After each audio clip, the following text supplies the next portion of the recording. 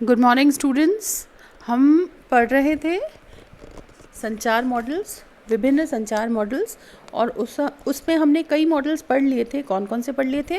पिछली क्लास में हमने अरस्तु का मॉडल यानी अरिस्टोटल का मॉडल पढ़ लिया था, हमने शैनन और वीवर का मॉडल पढ़ लिया था, वेस्ले मैकेन का मॉडल पढ़ लिया था, लीगन और बर्लो। तो ये 5 मॉडल्स ऑफ कम्युनिकेशन, संचार के मॉडल्स हमने पढ़ लिए थे।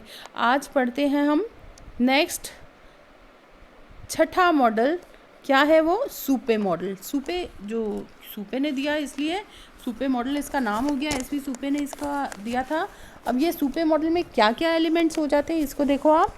सबसे पहले हो जाता है सोर्स यानी कि स्रोत, जो कि संदेश को प्रसारित कर रहा है, और फिर वो संदेश किसी माध्यम से कहाँ जा रहा है? रिसीवर यानी कि प्राप्तकर्ता के पास। और उसके बाद यहाँ पे एक नई चीज़ क्या है कि प्रभाव, कि भाई जब कोई भी क्रिया होती है तो उसकी प्रतिक्रिया भी होती है। तो जब स्रोत ने संदेश का किसी माध्यम से प्रसारित किया, प्राप्तकर्ता को वो मिला, तो उसके ऊपर उसका कोई प्रभाव भी पड़ेगा। ये सूपे मॉडल में स्पष्ट किया है। तो इसमें ये सभी चीज़ें, ये पांचों के पांचों तत्व सूपे मॉडल में महत्वपूर्ण है। और जो अलग है इसमें चीज़ इस मॉडल में, वो है इसका इफ़ेक्ट, जो अंतिम तत्व है, प्रभाव या effect element.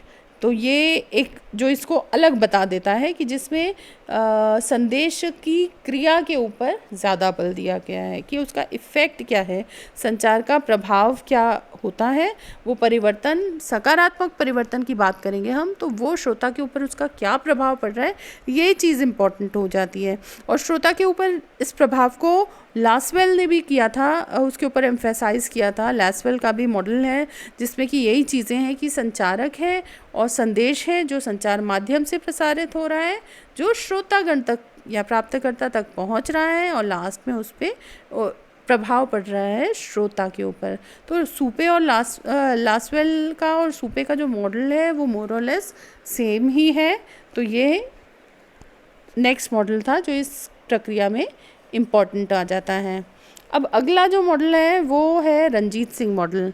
Ranjit Singh model है, इसमें भी आप सामने चित्र में देख रहे हैं स्पष्ट कि इसमें भी मुख्य रूप से 1 2 3 4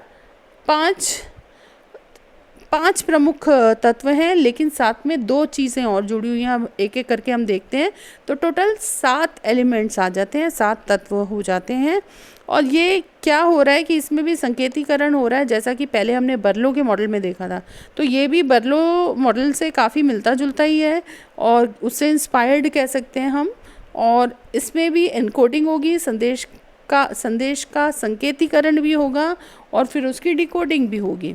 तो कोई भी स्रोत है, वहाँ से संदेश का प्रसारण हो रहा है। देखें आप ऊपर से नीचे, संदेश का प्रसारण स्रोत से हो रहा है, और वो संदेश का फिर क्या हो रहा है? संकेतीकरण। अभी मैंने एग्जाम्पल से आपको पिछली क्लास में बताया था कि किस प्रकार से एनकोडिंग की जाती है। एनकोडिंग के बाद अब क्या होगा? अब कोई फिज़िकल चैनल चाहिए, फिज़िकल चैनल चाहिए, या कहें कि इसे एक कोई भौतिक माध्यम चाहिए जिससे कि वो जो मैसेज है, वो जो संदेश है, वो आगे उस माध्यम से प्रसारित हो सके। अब माध्यम का उदाहरण क्या हो सकता है? रेडियो हो सकता है, टेलीविज़न हो सकता है, कोई पोस्टर हो सकता है, या कोई पब्लिक साउंड सिस्टम हो सकता है, लाउड स्पीकर हो सकता है, कुछ भी हो सकता है। तो संचार या इंटरनेट के माध्यम से कंप्यूटर भी हो सकता है, प्रोजेक्टर भी हो सकता है, कोई भी संचार माध्यम हो सकता है। तो इन मैसेज, इस संदेश का संकेतीकरण हुआ और वो एक संचार माध्यम से आगे कहाँ प्रसारित हुआ? श्रोता की तरफ। और फिर श्रोता तक पहुँचने तक, प्राप्तकर्ता तक पहुँचने तक उसका क्या होगा? उसकी डिकोडिंग होगी, यानी जो संकेत, जो साइन चिन्ह लगाए थे, उसको खोल के उसका स्पष्ट मतलब समझाया जाएगा, क्या अर्थ है उन संकेतों का। तो फिर वो प्राप्तकर्ता तक पहुंच जाएगा। और उसके बाद लास्ट और इम्पॉर्टेंट एलिमेंट की उसकी प्रतिपुष्टि। प्रतिपुष्टि क्या तात्पर्य है? फीडबैक क्या है प्राप्तकर्ता का, रिसीवर का फीडबैक क्या है, उस संदेश को लेके उसकी क्या कहेंगे, उसके विचार हैं, जिस उद्देश्य से हमने संदेश को प्रसारित किया था वो उद्देश्य पूर्ण हो रहा है कि नहीं, ये चीज़ इम्पॉर्टेंट आ जाती है। और इसका पता हमें कहाँ चलता है, संदेश की प्रतिपुष्टि से। तो फीडबैक बहुत ज़्यादा इम्पॉर्टेंट होता है किसी भी संचार की प्रक्रिया में। तो ये चित्र, ये भी अपने आप में एक महत्वपूर्ण मॉडल है। आप देख सकते हो इसमें कि ये चीज़ें इन एलिमेंट्स को पूरा करते हुए, अब इसमें एक चीज़ जो डिफरेंट है रंजीत सिंह मॉडल में, वो क्या आ जाती है, उसकी प्रतिपुष्टि या ऑडियंस की प्रतिपुष्टि, या हम इसे ऑडियंस फीडबैक कह सकते हैं। तो ये जो इसे थोड़ा सा अलग बताती है। तो ठीक है, तो इस प्रकार से संचार कितना सफल हुआ उसका मूल्यांकन करने में ये जो श्रोता की प्रतिपुष्टि है ये बहुत ही इम्पॉर्टेंट होती है। कितने प्रभावशाली ढंग से संचारक ने उस संदेश को प्रसारित किया, उसको ग्रहण किस प्रकार से किया है प्राप्तकर्ता ने। बिल्कुल उसी प्रकार से आप देखें कि क्लासरूम टीचिंग में टीचर के द्वारा लेक्चर लिया गया और टॉपिक को समझाया गया। अब टॉपिक को समझाने के बाद स्टूडेंट्स ने उसे अटेंड किया, समझा, और उसके बाद उन्होंने क्या किया, टीचर ने कुछ क्वेश्चंस पूछे ये जानने के लिए कि आपको कितना समझ में आया। ये क्या हो रहा है, ये फीडबैक हो रहा है। प्रतिपुष्टि यानी कि जो टीचर ने समझाया स्टूडेंट्स उसी रूप में समझ पाए कि नहीं समझ पाए, ये जानने के लिए उससे संबंधित प्रश्न पूछे गए।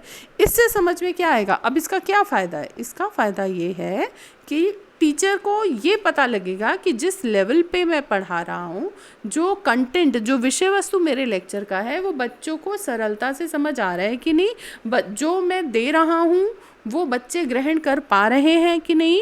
हाँ, तो बहुत अच्छी बात है। ऐसे ही और मेथड्स को, विधियों को बढ़ावा दिया जाएगा टीचर के द्वारा आगे। और अगर नहीं तो ये जानने की कोशिश की जाएगी क्या समझ में नहीं आ रहा, उसके लिए एक आत्म विवेचन भी करेगा शिक्षक।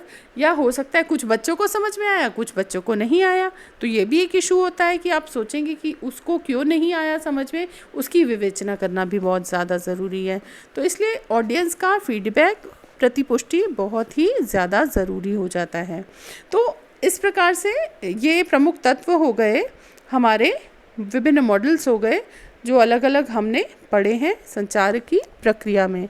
इसके अलावा संचार के तत्व भी होते हैं। हम प्रमुख रूप से इस मॉडल के बाद एक चीज़ और डिस्कस कर लेते हैं और वो है संचार के विभिन्न तत्व।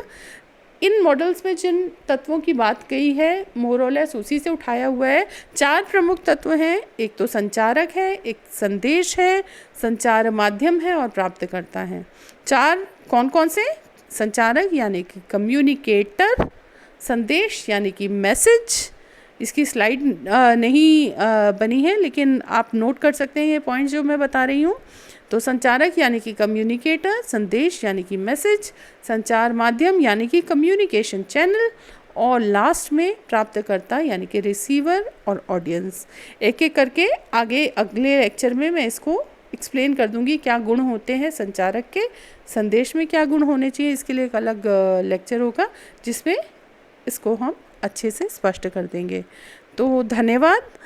आशा करती हूँ कि ये जितने भी मॉडल्स पिछली 2 क्लासेस में हमने एक्सप्लेन करे हैं, पढ़ा है आपने, उसको आप अच्छे से रिवाइज़ करेंगे, क्योंकि क्लास में ये चीज़ें कवर हो चुकी हैं लेकिन रिवीजन के तौर पे हमने इनको ले लिया है। तो आशा करती हूँ कि आपको ये समझ में आ जाएगा। और फिर भी कोई संशय रहता है तो आप ज़रूर अपना कमेंट में डाल सकते हैं उस प्रश्न को, या फिर व्हाट्सएप ग्रुप में डाल सकते हैं। धन्यवाद।